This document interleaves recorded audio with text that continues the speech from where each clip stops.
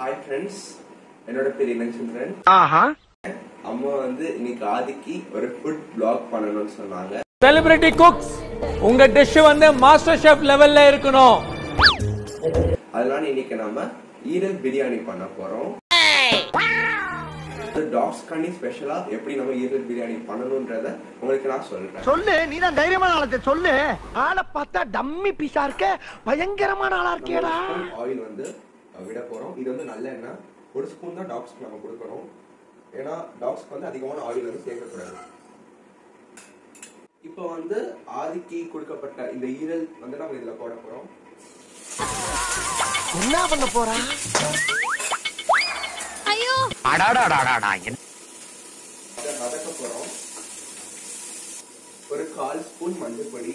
Tax எப்பவுமே மஞ்சள் சேர்க்கணும், அதனால அது டாக்ஸ் ரொம்ப ஹெல்த்தியான ஒண்ணு. என்ன தத்துவம் அது எப்படிடா உன்னால மட்டும் இப்படி எல்லாம் பேச முடியுது?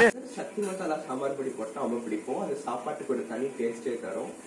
இதுல வந்து கொஞ்சம் போடணும். என்னைய மாதிரி எல்லாரும் தத்துவம் பேசுற போறீங்களா? நானா பேசுறேன்? ஏதோ அதான் வருது, அங்கங்க அள்ளி போட்டு போய் நல்லா வதங்கிடுச்சு. இப்ப இதுக்கு நம்ம வச்சுட்டு தண்ணி வந்து 1/2 டம்ளர் போடணும்.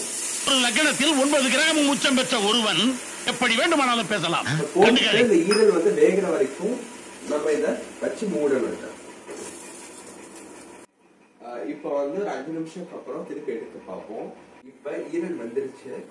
ஐயோ ஐயோ, என்ன தம்பி என்னாச்சு? இந்த முட்டைய வந்து உள்ள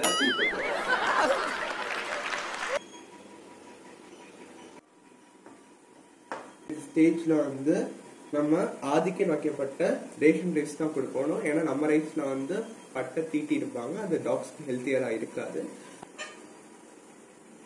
ஒயிட் ரைஸ் தெரியாத அளவுக்கு கிட்னா பார்க்க நல்லா இருக்கும். ஈரல் பிரியாணி ரெடி.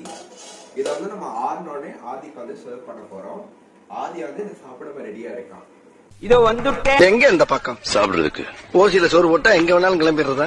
நான் அப்படியே ஷாக் ஆயிட்டேன். ஒரு மனுஷன் காலையில எத்தனை மணிக்கு சாப்பிடுவான்? நான் 8 மணிக்கு சாப்பிடுவேன். நான் 12:30 மணிக்கு சாப்பிடுறேங்க. அப்ப மத்தியான சாப்பாடு 4:30 மணிக்கு.